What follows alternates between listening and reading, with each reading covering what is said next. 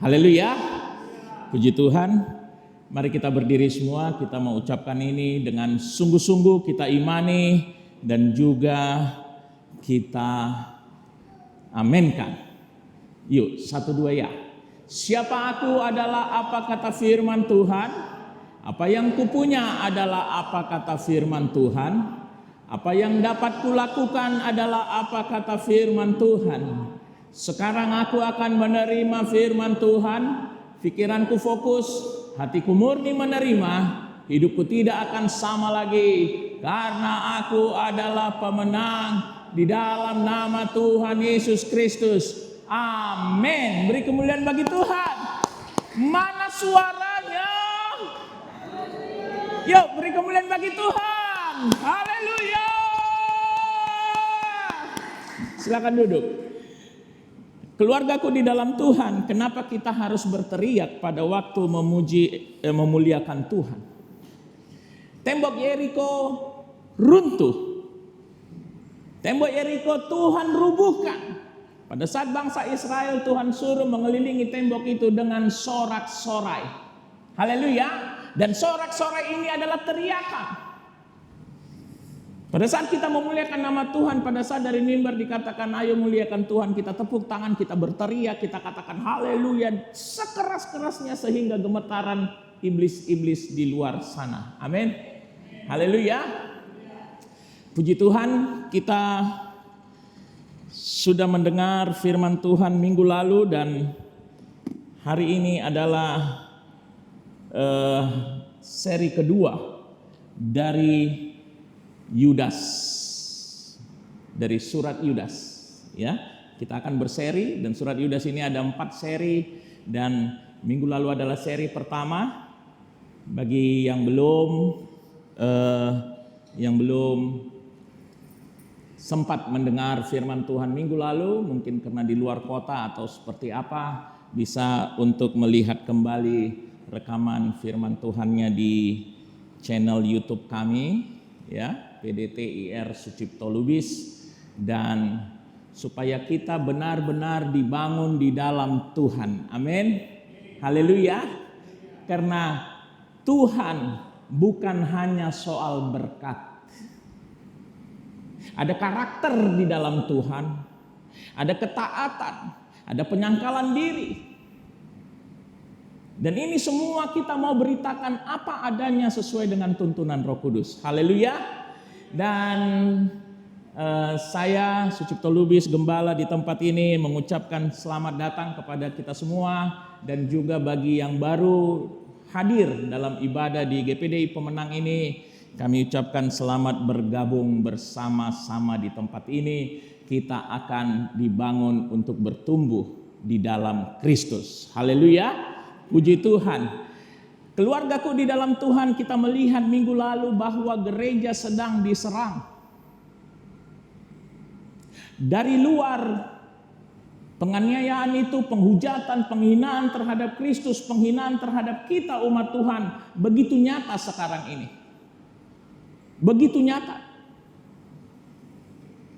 Dan ini tidak bisa dipungkiri karena iblis sekarang sedang gencar-gencarnya bekerja untuk menjatuhkan sebanyak-banyaknya orang Kristen karena iblis tahu bahwa waktunya sudah semakin dekat. Sudah semakin dekat.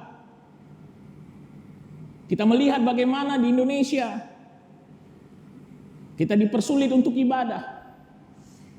Bahkan ibadah di rumah saja pun, pertamiangan saja pun seringkali akhirnya berbuah demo, pelarangan. Pembangunan gereja dipersulit. Tetapi kalau kita lihat apa yang terjadi di Indonesia belum seberapa dibanding yang terjadi di Iran, Korea Utara, Cina, Suriah, dan Nigeria.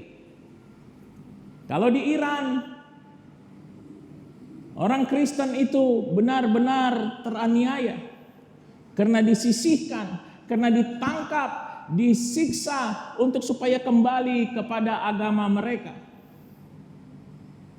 Di Korea Utara apabila ketahuan memuji memuliakan Tuhan Yesus Kristus, apalagi punya Alkitab di rumahnya, maka orang tersebut akan dihukum seumur hidup selamanya dan akan dihukum mati, dan anak-anaknya akan dihukum seumur hidup. Di Cina, pemerintah sampai mengeluarkan beberapa peraturan pemerintah khusus untuk menekan umat Tuhan di Cina. Di Suriah ada ratusan orang Kristen mati setiap hari karena memang dibunuh. Karena sedang ada pemusnahan di Suriah bagi orang-orang Kristen. Begitu juga di Nigeria. Di Nigeria rata-rata 200 orang Kristen mati dibunuh setiap hari. Karena memang di sana sedang terjadi genosida atau pemusnahan terhadap umat Tuhan.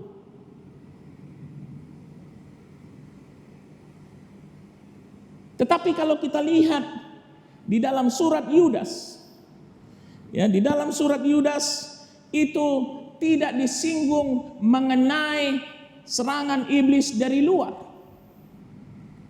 Ya, kalau sekedar mengingatkan, minggu lalu kita masuk di dalam surat Yudas 1, ya. Yudas itu hanya satu pasal, ayat 1 sampai 3 minggu lalu. Ya, kita melihat bagaimana Yudas memposisikan diri sebagai hamba Yesus Kristus walaupun dia sebenarnya adalah adik dari Yesus Kristus yang paling muda. Tetapi dia memposisikan sebagai hamba Kristus. Dan memang itulah identitas kita di dalam Tuhan. Kita adalah hamba Kristus. Katakan amin. Kita anak Tuhan, tapi kita juga adalah hamba Kristus. Dan surat Yudas ini ditujukan kepada mereka yang terpanggil, yang dikasihi, dan yang dipeliharakan Tuhan. Amin. Berarti itu untuk kita semua yang ada di ruangan ini. Surat Yudas itu dikirimkan untuk kita.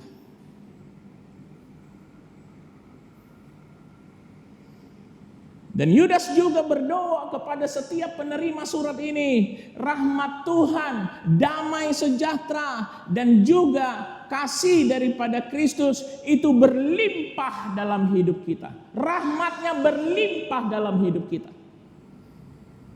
Dan di dalam ayat 3 yang merupakan nyawa daripada kitab Yudas, daripada surat Yudas ini adalah berjuanglah untuk mempertahankan imanmu. Katakan amin.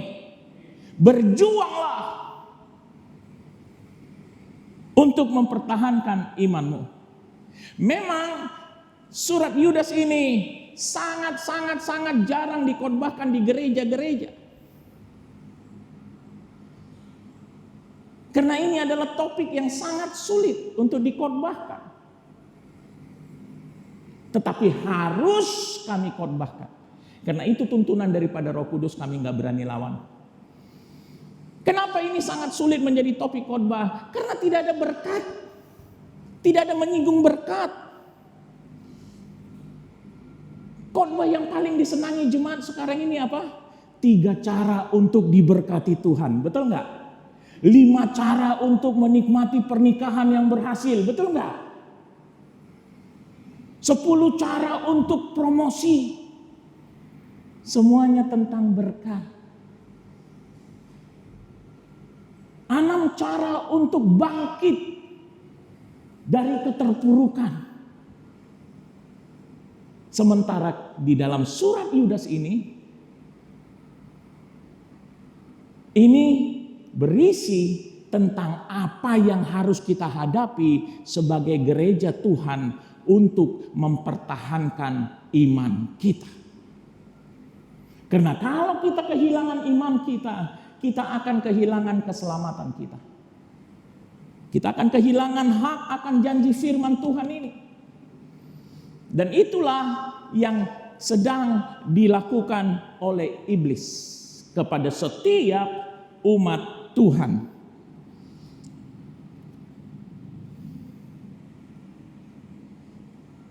Tetapi surat Yudas ini tidak menyinggung tentang serangan dari luar, tentang penganiayaan. Padahal di masa rasul-rasul pun itu umat Tuhan sudah dianiaya. Orang-orang Farisi memburu pengikut-pengikut Kristus untuk dibunuh, untuk dipenjarakan. Bahkan Kaisar Nero dari Roma itu khusus untuk memburu, menangkap, menyiksa. Bahkan mencampakkan orang-orang Kristen, umat Tuhan, ke Kolosium untuk dipertandingkan dengan singa.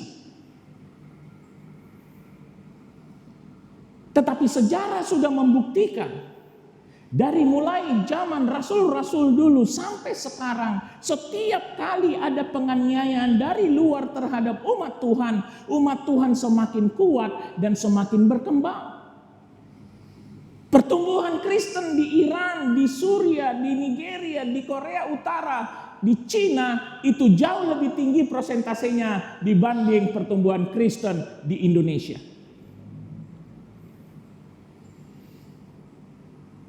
Kenapa? Karena di Indonesia ada banyak orang Kristen sekarang ini yang sedang tertidur.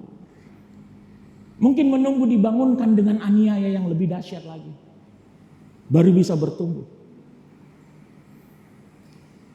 Kalau sekarang masih nyaman-nyaman saja.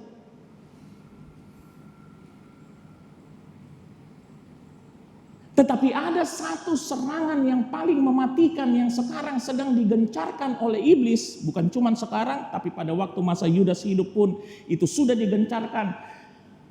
Apa yang dulunya menjadi awan hitam di dalam Yudas ini sekarang sudah mulai menjadi angin badai, topan. Kenapa? Karena serangan iblis yang paling mematikan bukan dari luar, tetapi justru dari dalam gereja sendiri. Dari dalam gereja sendiri. Dan inilah serangan yang dari dalam inilah yang membuat jauh lebih banyak umat Tuhan jatuh.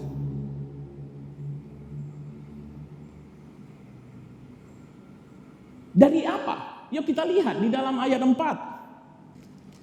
Ya, ayat 4 dikatakan, sebab ternyata ada orang tertentu yang telah masuk menyelusup di tengah-tengah kamu, yaitu orang-orang yang telah lama ditentukan untuk dihukum. Mereka adalah orang-orang yang fasik, yang menyalahgunakan kasih karunia Allah kita untuk melampiaskan hawa nafsu mereka, dan yang menyangkal satu-satunya penguasa dan Tuhan kita, Yesus Kristus.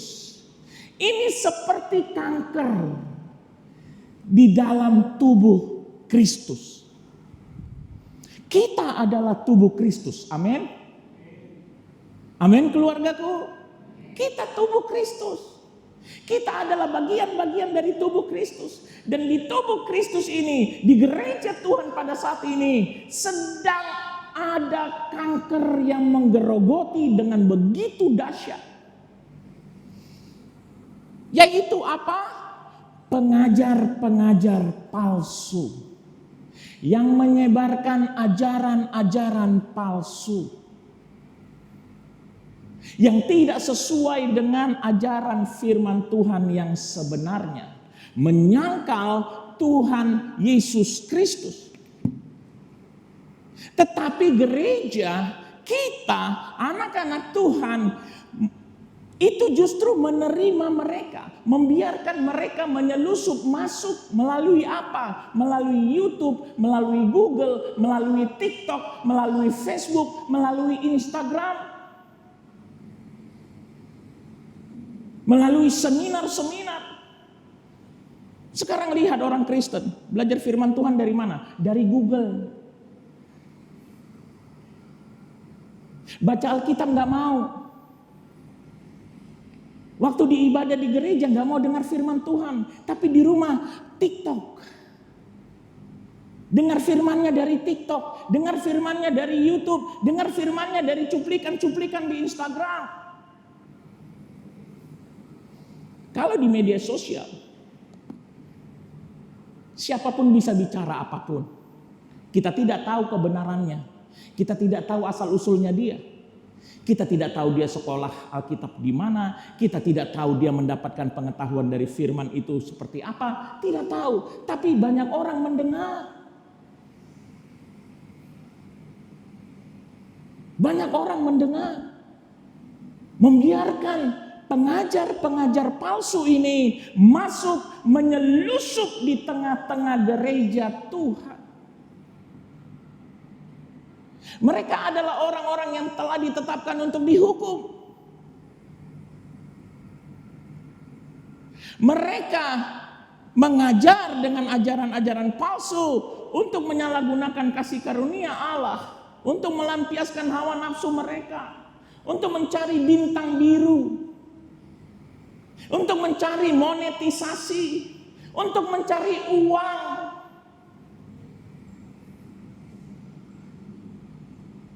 Mereka tidak peduli seberapa banyak yang sudah terjatuh dan tersesat karena ajaran palsu mereka. Dan ini adalah kanker yang sangat dahsyat. Ada sebagian orang mengatakan bahwa ini adalah serigala-serigala di tengah kawanan domba. Apapun itu, ini adalah serangan iblis paling mematikan karena dia masuk menyerang dari dalam kita. Dari tengah-tengah kita.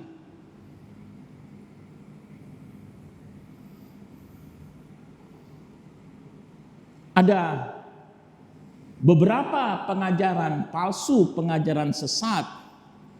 Ya, tapi tidak semua kami bisa paparkan pada saat ini karena berhubung dengan waktu.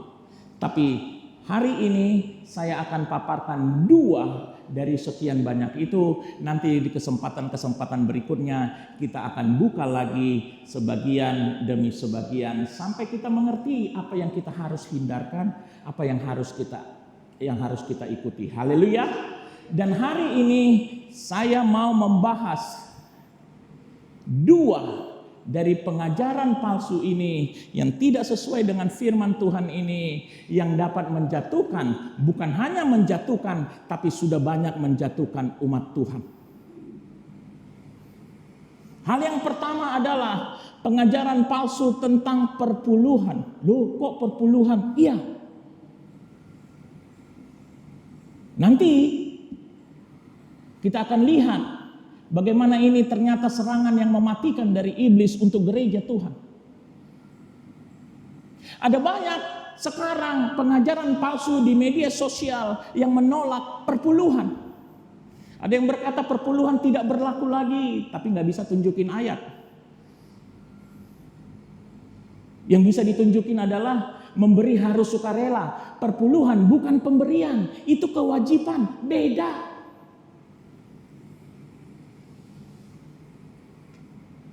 Oh, perpuluhan itu produk dari hukum Taurat. Hukum Taurat kan nggak laku lagi, sudah digenapkan di dalam Kristus. Yuk kita lihat. Kejadian 14 ayat 18 sampai 20. Kejadian 14 ayat 18 sampai 20. Bunyi firman Tuhan, Melkisedek, Raja Salem membawa roti dan anggur. Ia seorang imam Allah yang maha tinggi. Seorang apa? Imam Allah yang maha tinggi. Berikutnya. Lalu ia memberkati Abram. Abram ini adalah Abraham. Ya, pada saat kemudian dia berubah, namanya dirubah menjadi Abraham. Lalu yang memberkati Abram katanya, diberkatilah kiranya Abram oleh Allah yang maha tinggi pencipta langit dan bumi. Berikutnya. Dan terpujilah Allah yang maha tinggi yang telah menyerahkan musuhmu ke tanganmu. Lalu Abram memberikan kepadanya 1/10 dari semuanya. Yuk kita baca, lalu Abram. 1, 2 ya. Lalu Abram memberikan kepadanya 1/10 dari semuanya. Dan ini terjadi 400 tahun sebelum hukum Taurat diturunkan Tuhan kepada Musa. Jadi perpuluhan itu bukan produk hukum Taurat.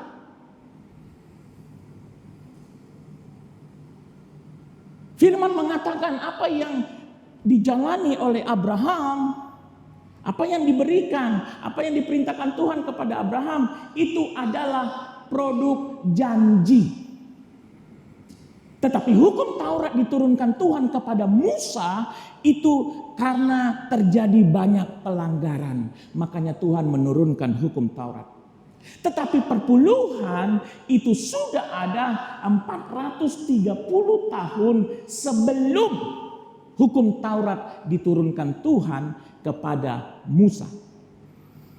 Jadi tidak benar perpuluhan itu adalah produk hukum Taurat. Memang di hukum Taurat tercantum perpuluhan, tapi itu karena banyak terjadi pelanggaran. Makanya dicantumkan di hukum Taurat. Karena hukum Taurat diturunkan Tuhan karena pelanggaran umat Israel.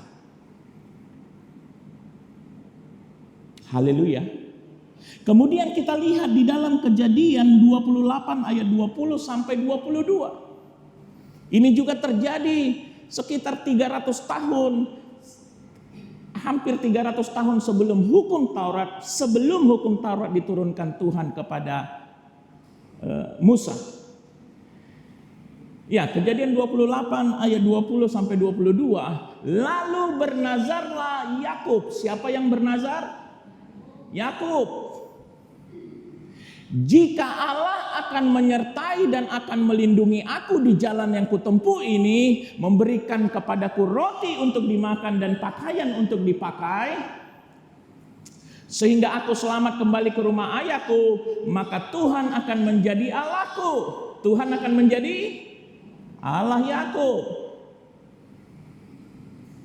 Dan batu yang kudirikan sebagai tugu ini akan menjadi rumah Allah. Rumah apa? Rumah Allah. Dan yuk kita baca sama-sama dari 1, 2 ya. Dari segala sesuatu yang engkau berikan kepadaku akan selalu kupersembahkan 1/10 kepadamu. Dari segala sesuatu yang Tuhan berikan kepadaku akan selalu kupersembahkan 1/10 kepadamu. Haleluya. Ini terjadi hampir 300 tahun sebelum hukum Taurat diturunkan Tuhan kepada Musa. Ada yang berkata, Abraham kan memberi pada waktu 1 kali itu saja perpuluhannya dari harta rampasan perang. Tetapi kalau kita lihat dari Yakub ini, dari segala sesuatu yang Tuhan berikan kepadanya akan selalu dipersembahkan Yakub 1/10 kepada Tuhan. Selalu, dan dari segala sesuatu yang Tuhan berikan. Dan ini terjadi ratusan tahun sebelum hukum Taurat diturunkan Tuhan kepada Musa. Oh iya, tapi itu kan perjanjian lama. Yuk kita lihat perjanjian baru. Matius 22 ayat 19 sampai 21. Matius 22 ayat 19 sampai 21. Tunjukkanlah kepadaku mata uang untuk pajak itu. Mata uang untuk pajak. Ini berbicara tentang uang. Mereka membawa suatu dinar kepadanya, kepada Yesus Kristus. Maka ia bertanya kepada mereka, gambar dan tulisan siapakah ini? Jawab mereka, gambar dan tulisan Kaisar. Lalu kata Yesus kepada mereka, yuk kita baca dari mulai berikanlah 1, 2, 3. Berikanlah kepada Kaisar apa yang wajib kamu berikan kepada Kaisar, dan kepada Allah apa yang wajib kamu berikan kepada Allah. Ini berbicara tentang uang, tentang pajak, tentang perpuluhan. Dan dikatakan di sini apa yang wajib. Perpuluhan itu bukan pemberian. Memberi itu harus dengan sukarela. Iya. Memberi seberapa kita tergerak. Iya. Tapi untuk kewajiban itu sudah ditentukan. Amin, keluargaku. Haleluya. Semuanya diem karena ini bicara tentang perpuluhan. Yuk, ini akan semakin menarik. Kita lihat di dalam Matius 23 ayat 23. Matius 23 ayat 23. Kita akan banyak membaca ayat pada saat ini. Matius 23 ayat 23. Celakalah kamu hai ahli-ahli Taurat. Apa? Celakalah. Dan orang-orang Farisi, hai kamu orang-orang munafik, sebab, perhatikan baik-baik, sebab persepuluhan dari selasi, adas, manis, dan jintan kamu bayar, tetapi yang terpenting dalam hukum Taurat kamu abaikan, yaitu keadilan dan belas kasihan dan kesetiaan. Yuk kita baca sama-sama dari mulai yang satu dua ya. Yang satu harus dilakukan dan yang lain jangan diabaikan. Katakan amin keluargaku. Untuk persepuluhan harus dilakukan, tetapi kasih, keadilan, dan kesetiaan jangan diabaikan. Jangan karena kita sudah memberi perpuluhan, ada keluarga atau saudara kita yang sedang berkekurangan, kita tidak mau bantu karena aku sudah bayar perpuluhan. Jangan karena sudah membayar perpuluhan maka kita beranggapan kita bisa melanggar firman Tuhan yang lain. Tidak bisa. Yang satu yaitu persepuluhan harus dilakukan. Harus. Karena itu merupakan kewajiban yang sudah dilakukan sejak ratusan tahun sebelum hukum Taurat diturunkan Tuhan kepada Musa. Tetapi yang lain jangan diabaikan. Apa yang lain? Keadilan dan belas kasihan dan kesetiaan. Katakan amin keluargaku. Kenapa kami katakan perpuluhan tidak dihapuskan Tuhan? Karena kalau Tuhan menghapuskan, itu pasti tercatat secara jelas. Karena firman Tuhan di Alkitab ini itu sangat jelas, tidak berdiri di area abu-abu sehingga harus menjadi doktor teologi dulu baru bisa mengerti. Tidak. Apa yang Tuhan tidak lakukan lagi di perjanjian baru itu jelas tertulis. Apa yang tidak perlu kita lakukan lagi? Sunat. Ya, kita lihat di dalam Galatia 5 ayat 2. Galatia 5 ayat 2. Ya. Sesungguhnya aku, Paulus, berkata kepadamu, jikalau kamu menyunatkan dirimu, Kristus sama sekali tidak akan berguna bagimu. Di hukum Taurat, itu sunat menjadi kewajiban. Tetapi karena Yesus sudah menggenapkan hukum Taurat itu, maka sunat tidak berlaku lagi. Bahkan dikatakan di dalam firman Tuhan, kalau kita menyunatkan diri supaya selamat, maka Kristus sama sekali tidak akan berguna bagi kita. Amin. Jadi kalau itu sudah dibatalkan atau tidak berlaku lagi, maka akan sangat jelas ditulis di perjanjian baru. Saya pernah berbincang dengan beberapa orang yang menolak perpuluhan. Mereka menyebarkan ajaran yang menolak perpuluhan karena mereka berkata perpuluhan tidak berlaku lagi. Dan saya minta tunjukkan satu ayat aja, nggak banyak kok. Tunjukin satu ayat aja di perjanjian baru yang membatalkan perpuluhan. Karena sunat dibatalkan, itu tertulis jelas sunat. Bukan area abu-abu. Dan mereka tidak ada yang bisa menunjukkan satu ayat pun tentang itu.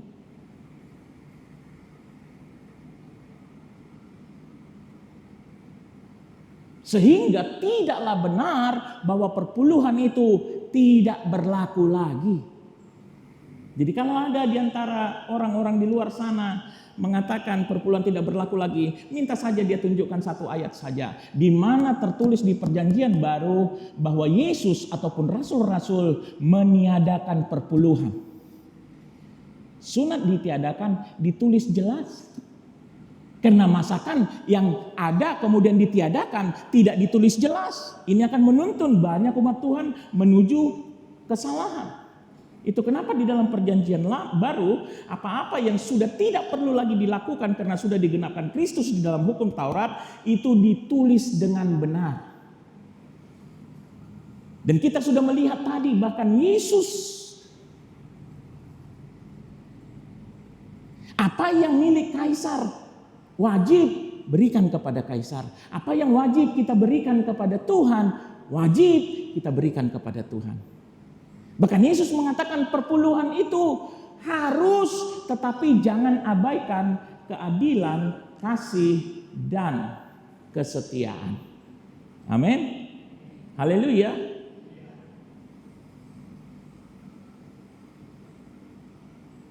Ada yang bertanya, terus serangan iblisnya di mana? Serangan yang mematikan gereja di mana? Kita lihat di dalam Maleaki.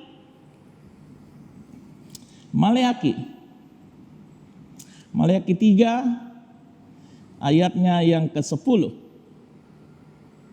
Maleaki 3 ayat yang ke-10, bawalah seluruh persembahan persepuluhan itu ke dalam rumah perbendaharaan. Rumah perbendaharaan, supaya ada persediaan makanan di rumahku. Supaya ada persediaan apa? Makanan di rumah Tuhan. Dan ujilah aku firman Tuhan semesta alam, apakah aku tidak membukakan bagimu tingkap-tingkap langit dan mencurahkan berkat kepadamu sampai berkelimpahan. Orang-orang di luar sana banyak yang mengatakan bahwa Maleaki 3 ayat 10 ini adalah senjata andalan pendeta-pendeta untuk mengeruk perpuluhan, untuk membodoh-bodohi jemaat. Ini janji Tuhan. Dan mengenai perpuluhan, bahkan Yesus sendiri mengatakan harus, tapi tidak mengabaikan keadilan, belas kasih, dan kesetiaan. Haleluya. Ini janji Tuhan.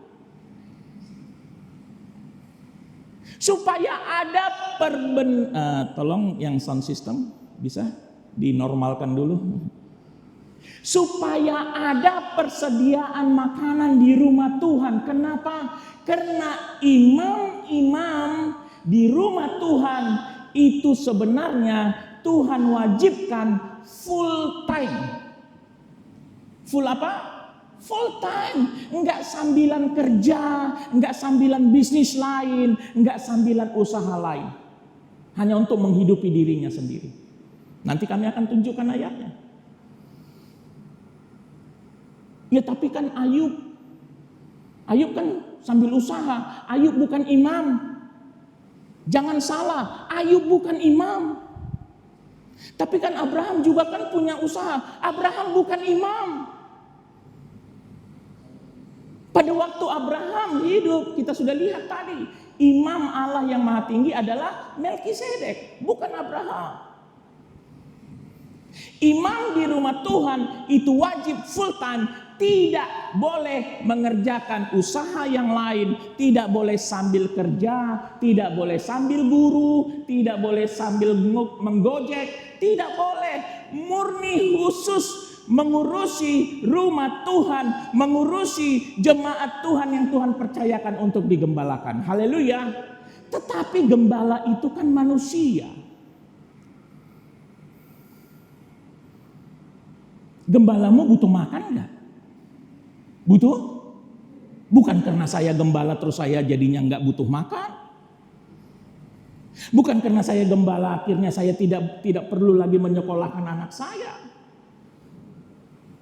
Bukan karena saya gembala maka listrik di rumah saya bisa dibebaskan oleh pemerintah.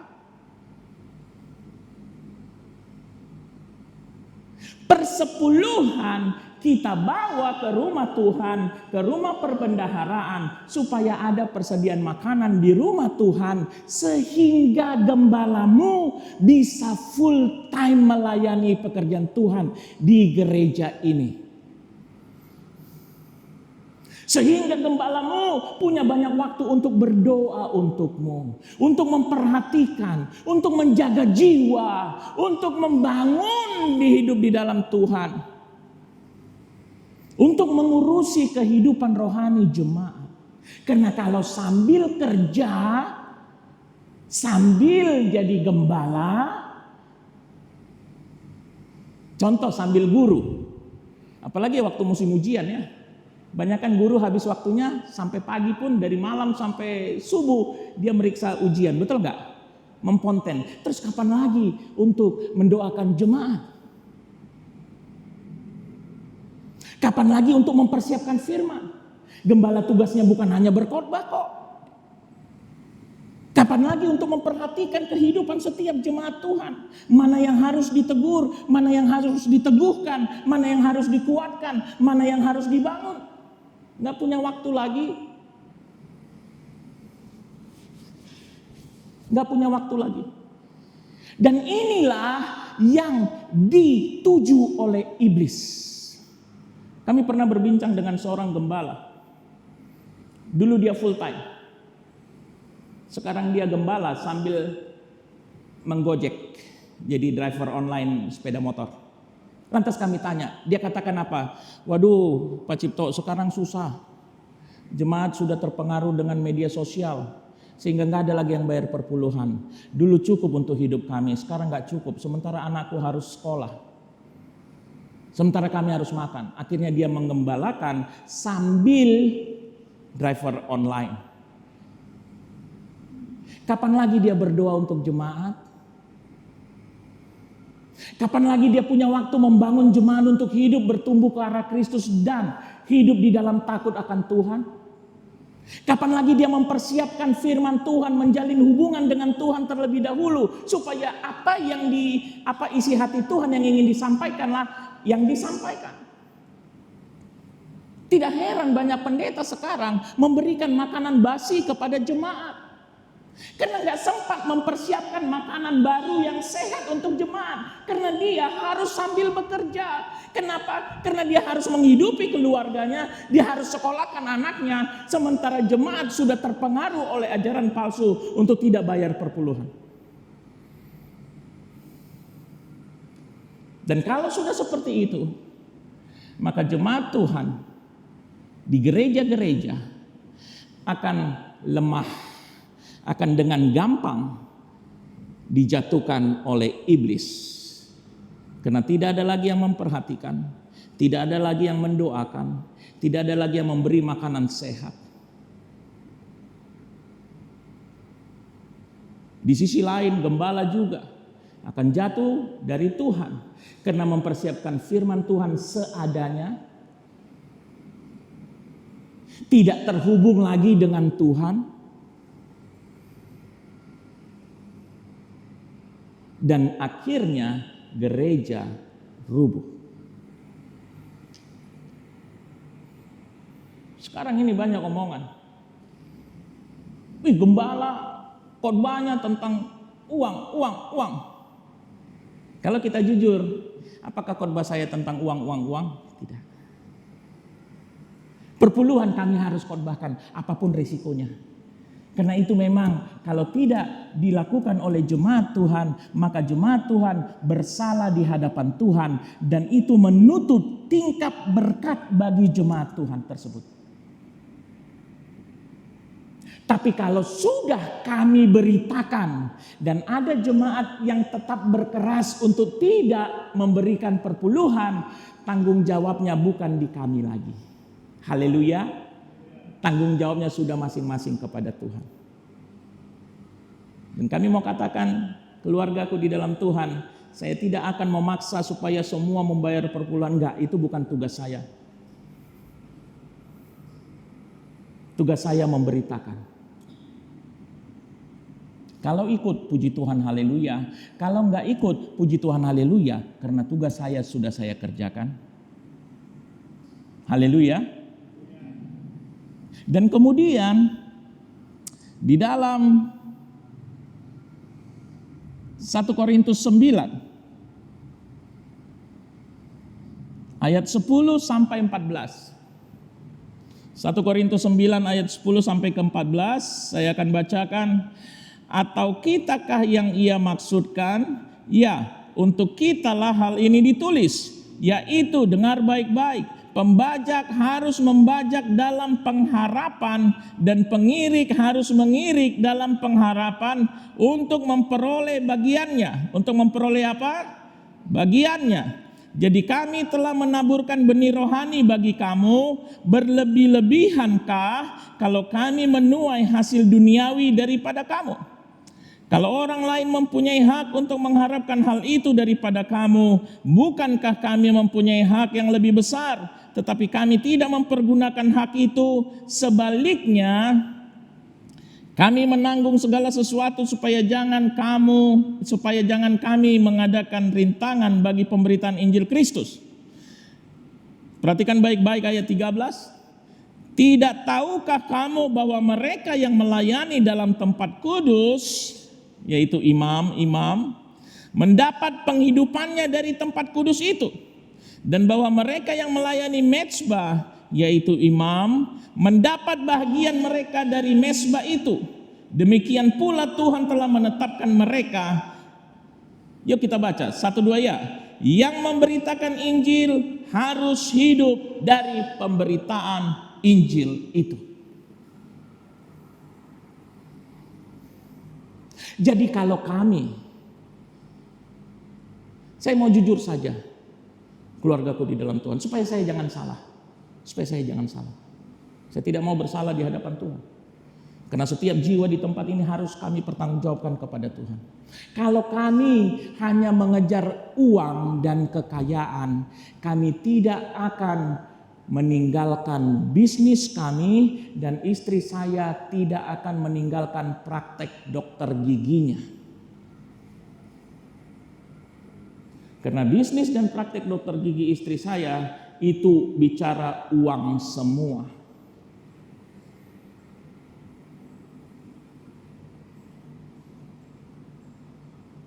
Hal yang kedua, kalau gembala karena tidak mencukupi dari perpuluhan dan kolekte untuk kehidupannya, sehingga akhirnya dia sambil bekerja, maka dua-duanya akan jatuh. Jemaat akan jatuh karena nggak ada yang ngurusin dengan serius. Gembalanya pun jatuh karena dia melanggar firman Tuhan. Pemberita Injil harus hidup dari pemberitaan Injil. Pelayan mezbah harus hidup dari pelayanan mezbah.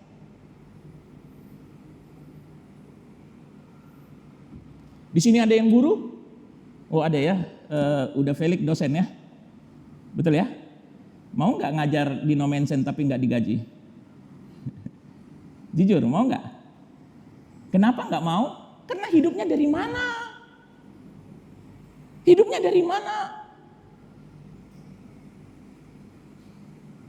Ngajar di No Mensen tapi nggak digaji, terus sampai di rumah istri giniin tangan nggak? Mana uang belanja Pak? Betul nggak? Setiap orang bekerja, baik pembajak, baik pengirik, bekerja dalam pengharapan untuk bisa hidup dari pekerjaannya. Dan ini yang sedang diincar oleh iblis, sehingga gembala-gembala tidak lagi bisa hidup dari pelayanannya, dari pemberitaan Injilnya, sehingga gembala akhirnya sambil bekerja di sana, sambil bekerja di sini, sambil usaha di sana, sambil usaha di sini, sehingga di otak gembala pelayanan itu cuman untuk berkhotbah di hari Minggu saja. Karena dia tidak punya waktu lagi untuk menjalin hubungan dengan Tuhan. Tidak punya waktu lagi menyiapkan makanan yang baru, yang sehat, yang segar kepada jemaat. Tidak punya waktu lagi menjaga jiwa-jiwa.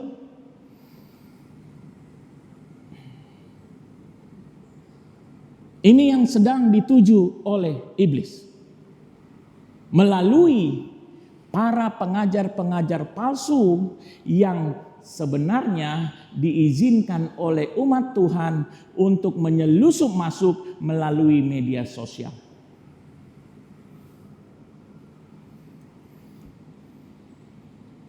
Itu hal yang pertama.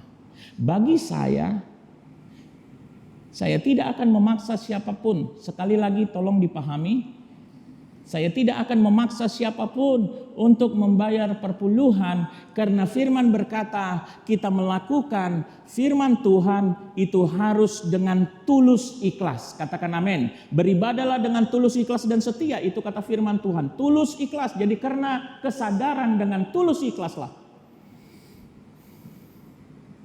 Tapi kenapa kami beritakan tentang perpuluhan ini? Supaya tugas tanggung jawab kami tidak salah di hadapan Tuhan. Itu hal yang pertama tentang perpuluhan yang sekarang lagi marak. Hal yang kedua, ya, kita akan berjalan sesuai dengan tuntunan Roh Kudus saja. Kalau tidak sempat nanti kita akan lanjutkan di minggu depan. Ya, mungkin jadi bukan 4 sesi lagi tapi jadi 5 sesi. Tidak masalah. Haleluya, keluargaku. Haleluya.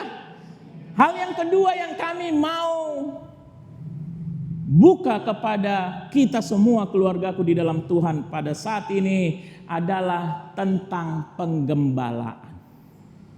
Karena ada banyak sekarang di media sosial, bahkan ini sekarang sudah menjadi tren, terutama di kalangan anak-anak muda atau keluarga-keluarga muda. Bebas beribadah dimanapun. Minggu ini di sini, minggu depan di gereja sana, minggu depannya lagi di gereja situ, minggu depannya lagi di gereja yang di ujung kulon. Kan gereja sama-sama Tuhan Yesus Kristus katanya. Kan yang didengar juga sama-sama firman Tuhan katanya. Yang memberitakan firman pun kan sama-sama pendeta katanya. Sama saja, tidak sama keluargaku, tidak sama. Pilih di mana kita mau bergembala dan bersidang jemaat, dan setialah di situ. Katakan amin. Haleluya. Dan kami terus terang saja, kami mengasihi jiwa-jiwa yang ada di sini. Sehingga kalau ada jiwa yang merasa tidak nyaman, tidak bertumbuh, sudah benci lihat saya sebagai gembala, daripada mendatangkan dosa bagi jiwa tersebut, ayo jiwa tersebut silakan pindah. Cari gembala yang bisa nyaman. Amin. Haleluya. Supaya tidak mendatangkan dosa. Karena kalau sudah tidak suka dengan penggembalaan kami, maka di luar gereja akhirnya dia menggosipkan tentang kami. Ke gereja pun tidak dengan sukacita lagi. Bagaimana mungkin bisa bertumbuh ke arah Kristus? Bagaimana bisa dibangun di dalam takut akan Tuhan? Nggak bisa lagi.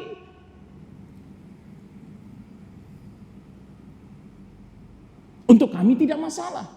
Kenapa? Karena kami sudah memberitakan firman yang sebenarnya. Kami sudah mendekati mereka. Kami sudah apapun yang terbaik kami bisa lakukan sesuai dengan tuntunan Roh Kudus. Sudah kami lakukan. Tapi kalau mereka tetap memilih seperti itu, daripada mendatangkan dosa untuk jiwa itu, silakan cari gembala yang membuat dia nyaman.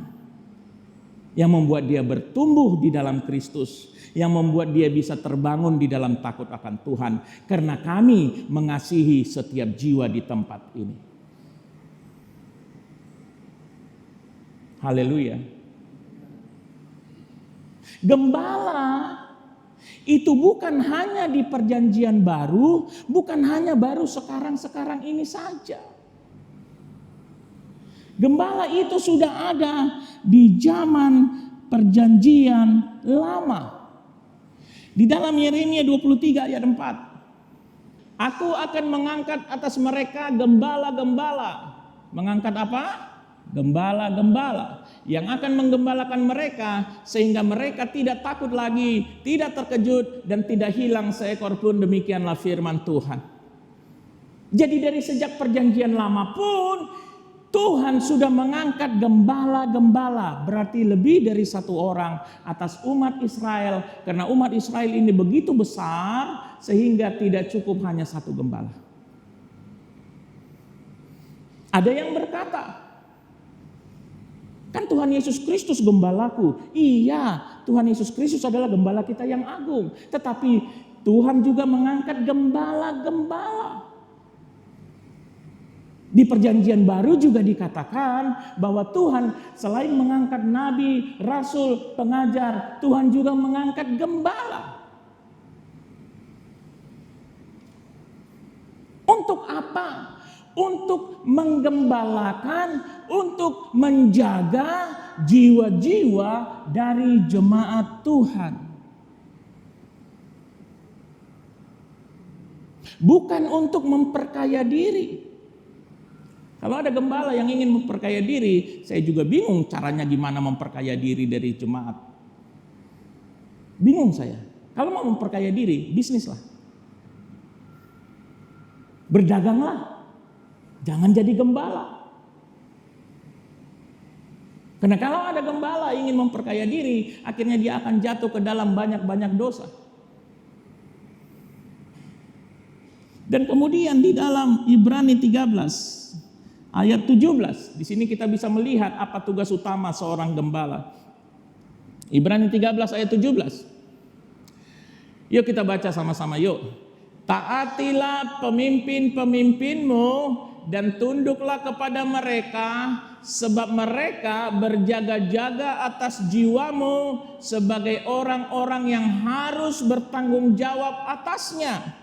Dengan jalan itu mereka akan melakukannya dengan gembira, bukan dengan keluh kesah, sebab hal itu tidak akan membawa keuntungan bagimu. Katakan amin, keluargaku. Tugas gembala sebagai pemimpin rohanimu adalah menjaga jiwamu. Dari apa? Dari serangan iblis, dari serangan ajaran-ajaran palsu, dari kekurangan gizi rohani, dari kecelakaan rohani. Dan kami gembala harus mempertanggungjawabkan jiwa-jiwa ini kepada Tuhan, dan kami sangat takut akan itu. Pertanggungjawaban terbesar dari seorang gembala adalah pada saat dia harus mempertanggungjawabkan jiwa-jiwa jemaat Tuhan yang Tuhan percayakan untuk digembalakan olehnya. Jadi tidak main-main tugas seorang gembala. Haleluya. Tetapi untuk itu harus ada kerjasama dari jemaat. Apa? Ikutlah arahan dari pimpinan gembala. Katakan amin. Taatilah dan tunduklah kepada ajakannya, selama itu sesuai dengan firman Tuhan.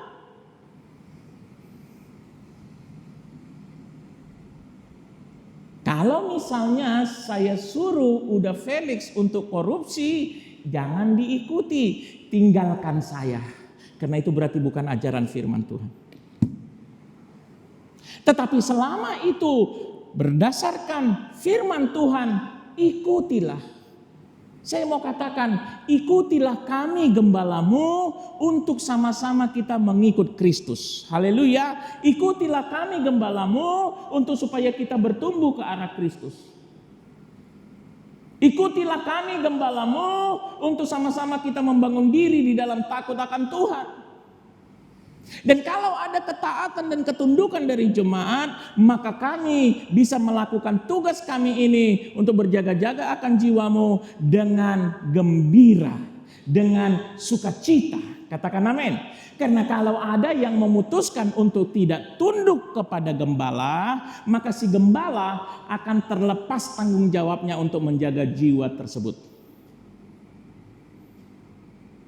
Jadi tidak masalah. Kalau ada yang mengeraskan hati, ya, tidak mau mengikuti arahan kami untuk bertumbuh ke arah Kristus, untuk kami tidak masalah. Karena itu berarti tugas tanggung jawab kami untuk menjaga jiwanya sudah terlepas dengan sendirinya. Karena dia memilih, dia yang memutuskan untuk tidak mau ikut. Tetapi kami akan sangat bermasalah kepada Tuhan kalau kami tidak serius mengurusi jemaat. Kami sangat salah kepada Tuhan kalau kami takut memberitakan firman yang Tuhan suruhkan untuk jemaat.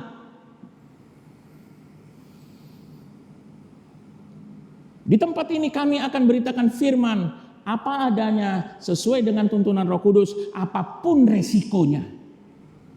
Haleluya, apapun resikonya, termasuk resiko ditinggalkan jemaat, tidak apa-apa. Amin. Haleluya. Tetapi kita mau hari ini kita sama-sama berjalan di dalam Tuhan. Amin. Untuk bertumbuh ke arah Kristus, untuk dibangun di dalam takut akan Tuhan. Haleluya. Haleluya. Beri kemuliaan bagi Tuhan. Mana teriakannya? Bersorak-sorailah untuk kemuliaan Tuhan. Haleluya. Kita lanjutkan sebentar. Ya. Kita kembali ke surat Yudas ayat yang keempat tadi.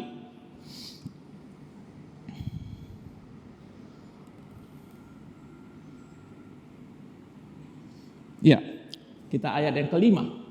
Mungkin ini ayat yang terakhir karena waktu, tapi nanti ayat yang keenam kita akan lanjutkan minggu depan. Ayat yang kelima. Tetapi sekalipun kamu telah mengetahui semuanya itu dan tidak meragukannya lagi, aku ingin mengingatkan kamu bahwa memang Tuhan menyelamatkan umatnya dari tanah Mesir, namun sekali lagi membinasakan mereka yang tidak percaya. Katakan amin. Memang Tuhan penuh kasih. Memang Tuhan menjanjikan tanah yang penuh dengan susu dan madu, menjanjikan berkat, tetapi seperti yang dialami oleh bangsa Israel, bagi yang tidak percaya itu akan Tuhan binasakan di padang gurun.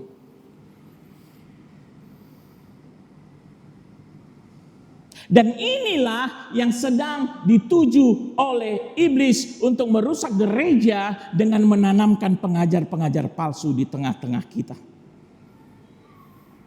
Sehingga kita tidak lagi percaya akan kebenaran firman. Sehingga kita menerima ajaran-ajaran yang tidak lengkap, yang salah.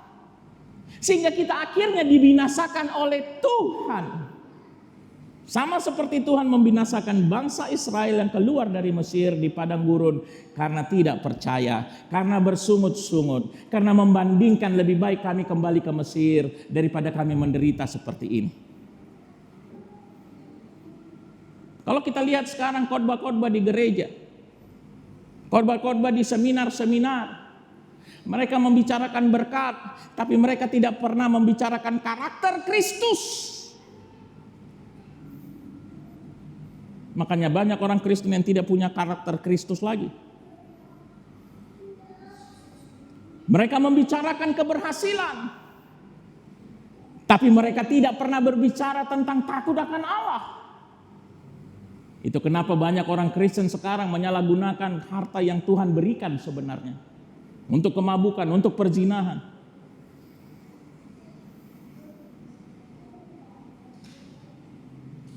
Mereka membicarakan tentang kasih, tapi mereka tidak pernah bicara tentang ketaatan, tentang kekudusan, tentang penyangkalan diri. Karena iblis menanamkan mereka itu untuk mengajarkan ajaran-ajaran palsu ini ke tengah-tengah jemaat, supaya jemaat Tuhan dihukum, dibinasakan oleh Tuhan.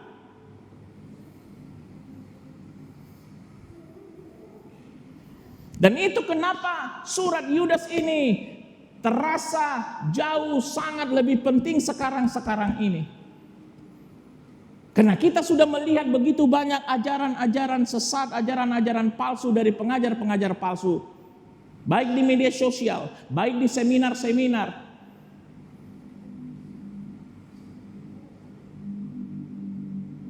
Dan bahkan masuk sampai ke gereja. Itu kenapa pendeta tamu yang akan berkhotbah dari mimbar ini kami saring benar-benar. Seminar-seminar yang diadakan, ya ada beberapa seminar yang kami tidak umumkan kepada jemaat. Karena berpotensi menimbulkan api asing kepada jemaat. Karena kami bertanggung jawab menjaga jiwa-jiwa jemaat Tuhan. Katakan amin. Tetapi jemaat Tuhan juga harus taat. Haleluya. Karena kalau tidak, kami tidak punya kewajiban untuk menjaga jiwanya lagi. Tetapi ingatlah hal ini, keluargaku di dalam Tuhan.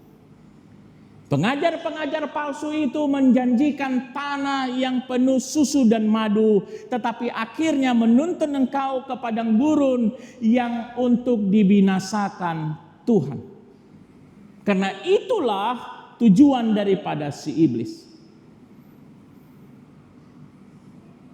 Jadi sudah jelas pada hari ini kita mendengar firman Tuhan dari surat Yudas ini, ayat 4 sampai dengan 5. Kita harus berhati-hati, kita harus waspada terhadap pengajar-pengajar palsu ini. Karena ini seperti kanker yang sedang menggerogoti, yang sedang merusak tubuh Kristus. Ini lebih dahsyat daripada penganiayaan yang datang dari luar gereja. Ini lebih dahsyat penghancurannya daripada penghujatan, penghinaan yang kita alami dari luar gereja. Karena ini berasal dari dalam gereja sendiri. Hati-hati. Haleluya. Haleluya. Puji Tuhan. Kita akan lanjutkan minggu depan ayat yang ke-6. Ya, karena saya tidak mau terburu-buru untuk membahas apapun. Karena kalau diburu-buru waktu dan harus kayak kejar tayang, maka kita juga tidak bisa melihat inti yang sebenarnya dari firman Tuhan. Tetapi satu hal, keluargaku di dalam Tuhan, berjaga-jagalah, waspadalah terhadap pengajar-pengajar palsu yang mengajarkan ajaran-ajaran palsu. Haleluya, haleluya. Taatlah kepada kebenaran firman Tuhan. Berjuanglah untuk mempertahankan iman kita. Haleluya. Puji Tuhan. Kita akan masuk di dalam doa. Ya, kami mengundang pemain musik, singers untuk ke depan. Dan kami juga mengundang Bapak Ibu Jemaat Tuhan yang mau didoakan untuk datang ke depan berlutut.